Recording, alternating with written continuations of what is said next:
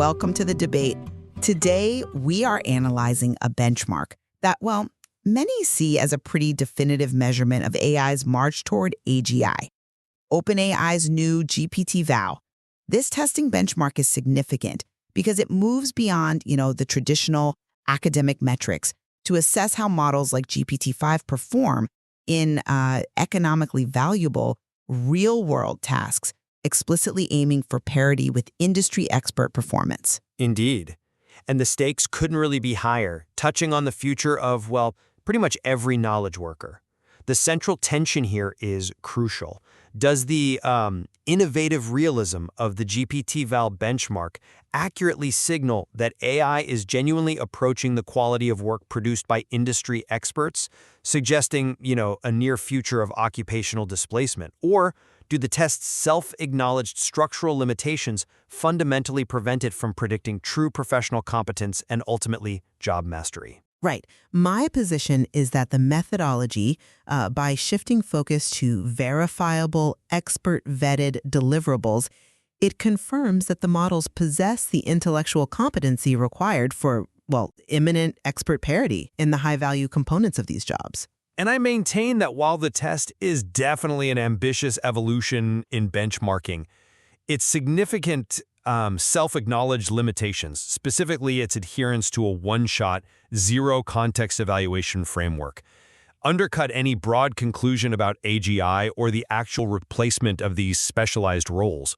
It measures task competence, sure, but not occupational mastery. Look, this test is a critical milestone because it validates generalized AI expertise by moving the goalpost from abstract intelligence tests to tangible output.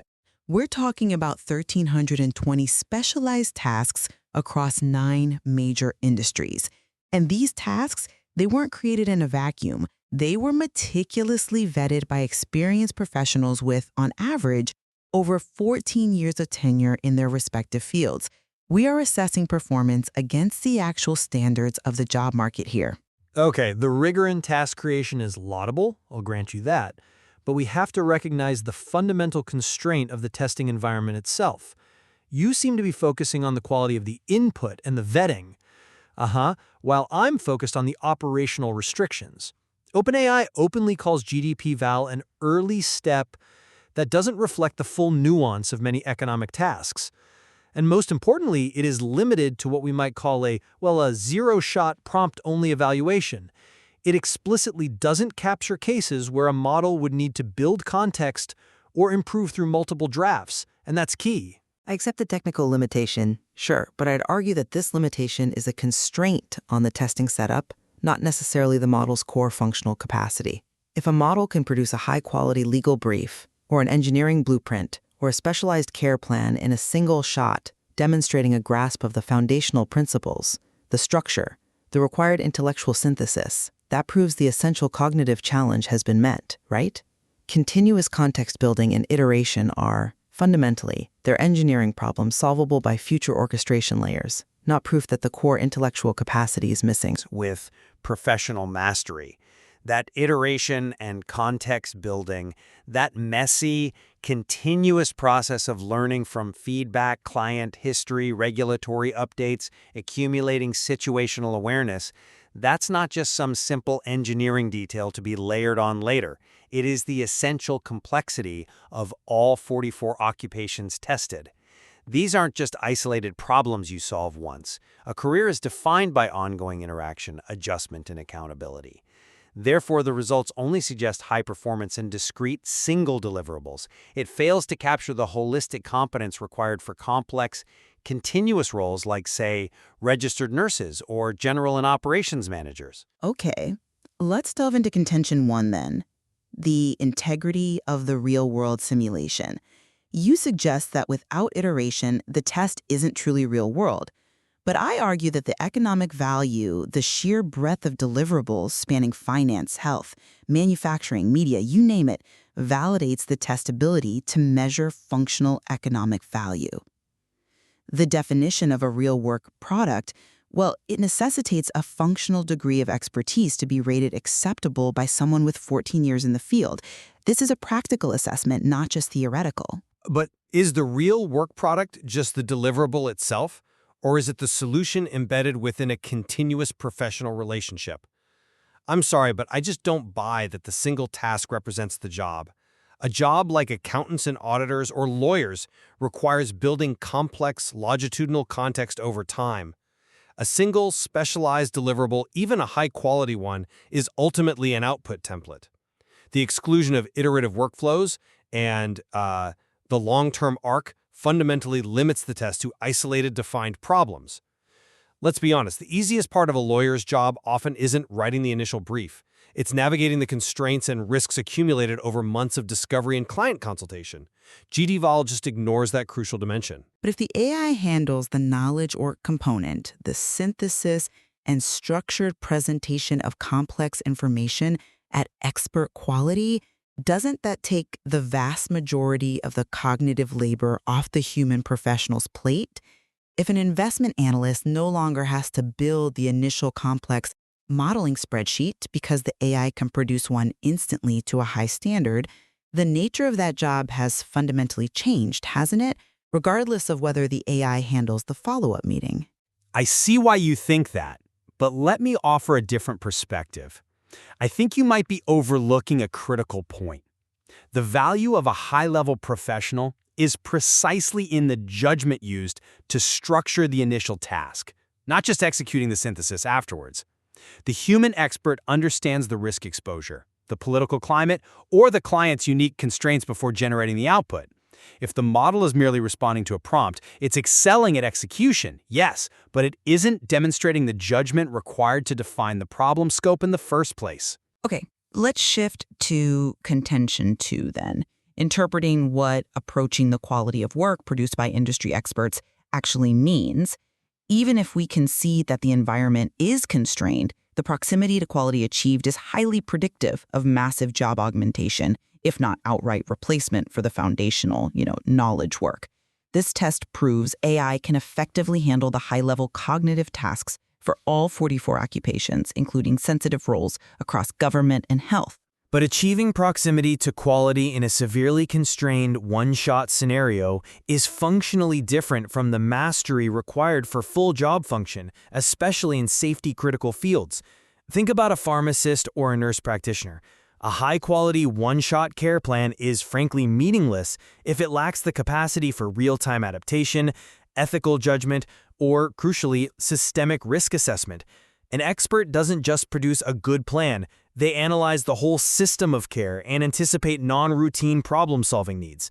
The test ignores this, and in healthcare, approaching quality often translates to unacceptable risk. That's a huge gap. I really need to push back on that definition of functional failure. That feels like a fundamental error in framing the problem. The question isn't whether the current model can operate autonomously in a high-risk environment today. It's whether the model has mastered the underlying intellectual domain.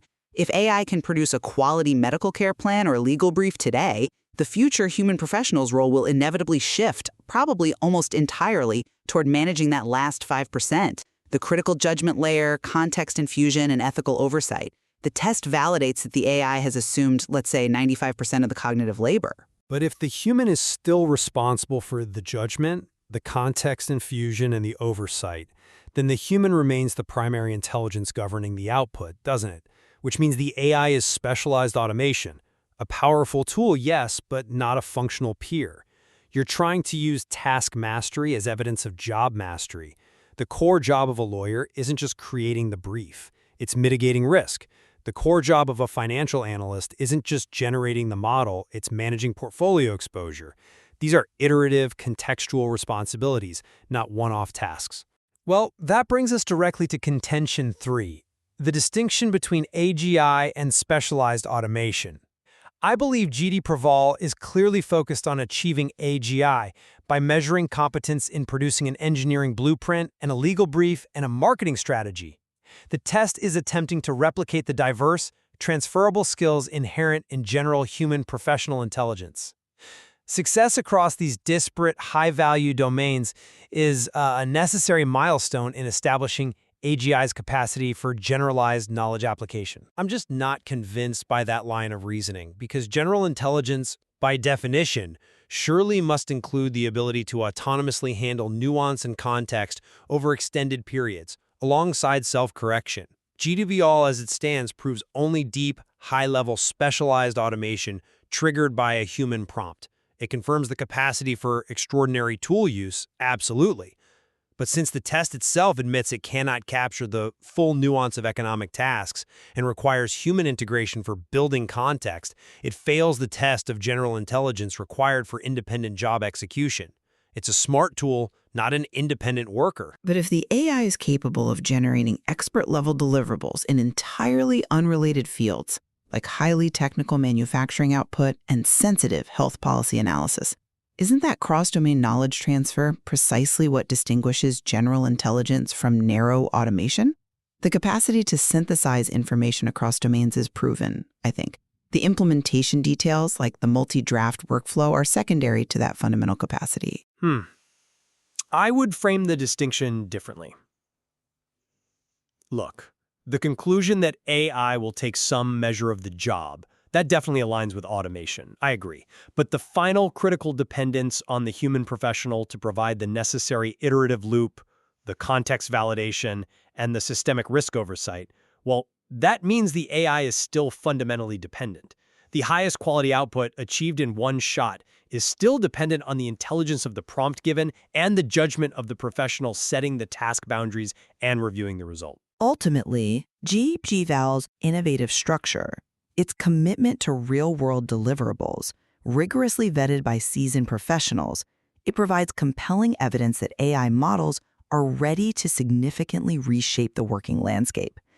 They've proven their ability to execute the core intellectual output of highly specialized professions at near-expert quality, confirming, I believe, a crucial step towards generalized intellectual capacity. Conversely, while GDPval represents a vital evolution in how we benchmark AI performance, its explicit structural limitation to zero-shot, prompt-only evaluations means it remains, for now, a measure of high-competency task completion.